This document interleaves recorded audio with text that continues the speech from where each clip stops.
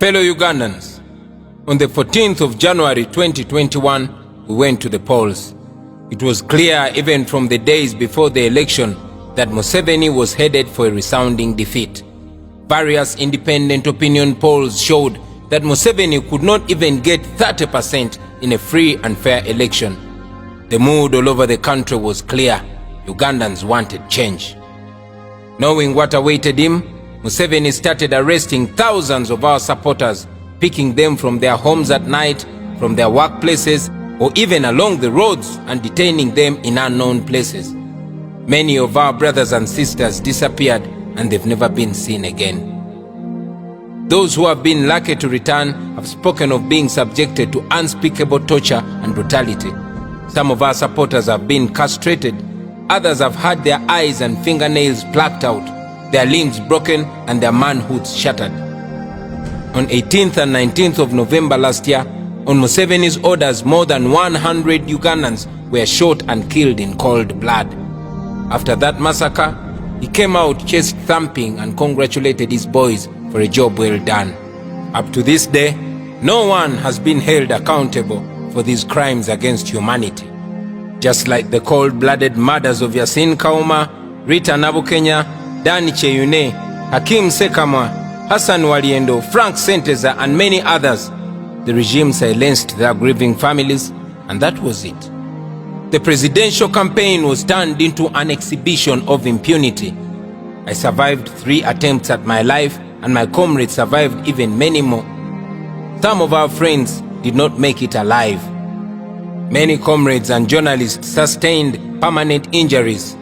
2 weeks to the date of voting, my entire campaign team was arrested and subjected to all manner of torture and humiliation before they were thrown into a prison where they are languishing up to the present day. Museveni switched off the internet and ordered media houses not to report or even talk about the results from the polling stations as they came in. International election observers had already been shut out. Foreign journalists were targeted and some of them were deported for the fear that they would expose the state-inspired violence and election fraud that was happening at that time. With this state of affairs, Museveni, aided by the Electoral Commission and the military, rigged the election like never before in the history of Uganda. In many districts of northern and western Uganda, citizens went to vote at 9 in the morning, but were told that the voting for the president had already ended. They could only vote for MPs and go back home. Voters wondered how ballot boxes were full of ballot papers even before the voting started. So many of our polling agents and supervisors had already been rounded up and taken to prison. In several districts such as Kwaniya, Isinjiro, Rukunjiri, Kabong and many others, soldiers traveling in military trucks went from polling station to polling station, taking all available presidential ballot papers in favor of Museveni. Those who dared to question the criminality were quickly silenced by bullets and batons. But even with this ballot stuffing, we were still leading Museveni with a clear margin. And then, Mr. Byabakama, whether on gunpoint or out of collusion, he started reading things which only he can explain where they were coming from.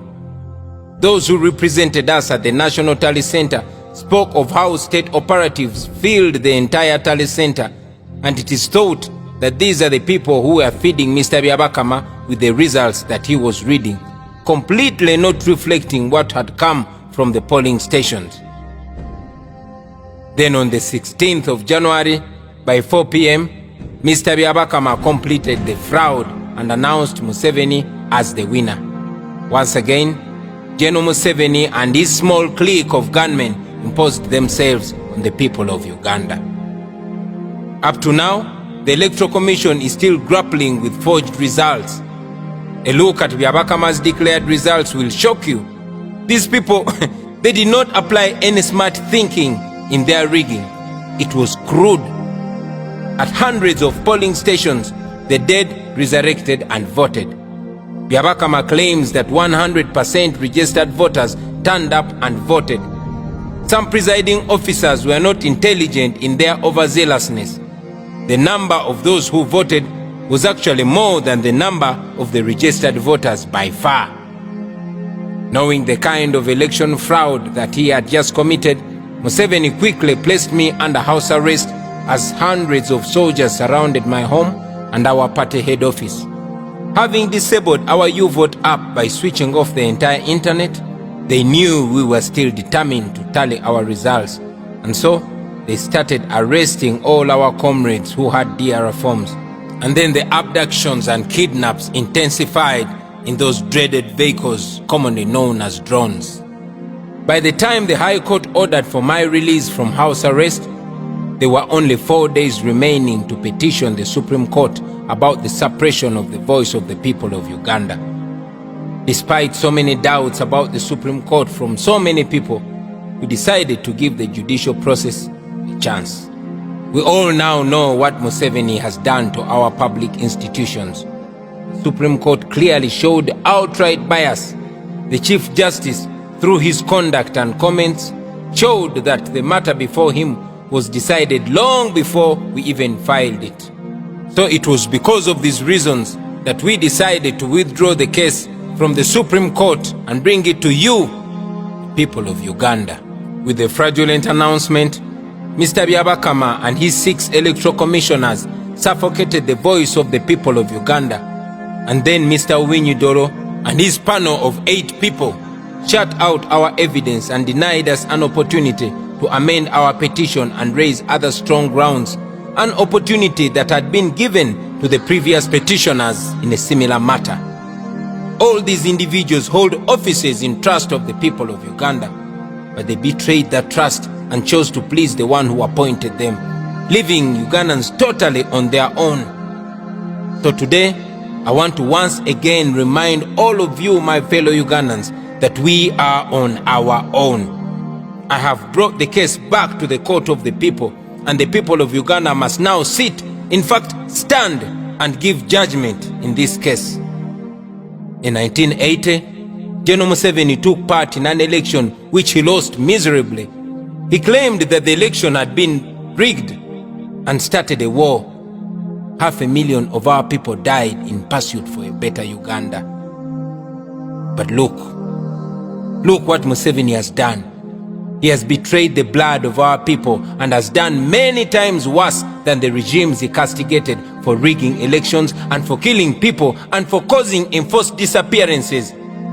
Ugandans must now rise to the occasion and resist Museveni and his regime of blood. As we have been saying, we are non-violent and lawful. Our philosophy stands firm. People power is stronger than the people in power. Article 3 of our country's constitution empowers the citizens of Uganda to do everything in their power to restore the constitutional order once it has been overthrown, just like it is under Museveni. That is the next phase of our struggle. Many of you fellow Ugandans have been asking us what is next. The answer is you, me, all of us. The answer is people power. I therefore call upon all of you fellow Ugandans to rise and demand for our election victory, to demand for the immediate release of all the political prisoners, to demand that the security agencies immediately bring back all our people that have been abducted and kidnapped by the government in drones. We want our people back, dead or alive. Let us demand for an end to trying civilians in military courts. Fellow Ugandans, here and all over the world, let us stand up to the relevant offices and demand for answers. You can wear your mask and demonstrate peacefully. It is within the law. It may take shorter or longer, but I can assure you that if we come together and protest and demonstrate against the dictatorship, we shall get positive results.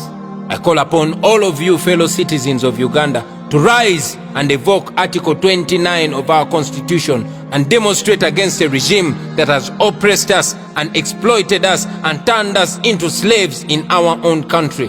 To all our leaders, this is your time to offer leadership to our people as we embark on the next phase of the struggle. To you fellow Ugandans in the diaspora, please stand up and demonstrate at all our embassies all over the world at the parliaments in your countries and all relevant offices. To the men and women in uniform, the police and the military, I urge you to respect the right of the people of Uganda to protest peacefully. Your constitutional duty is to offer security to the people of Uganda, not to beat them or even kill them. I call upon all the forces of change to remember that this is not about any particular political party or politician. This is about our nation. The time is now. We must do this for ourselves. We must do it for our children, for our children's children. We must do it for God and our country.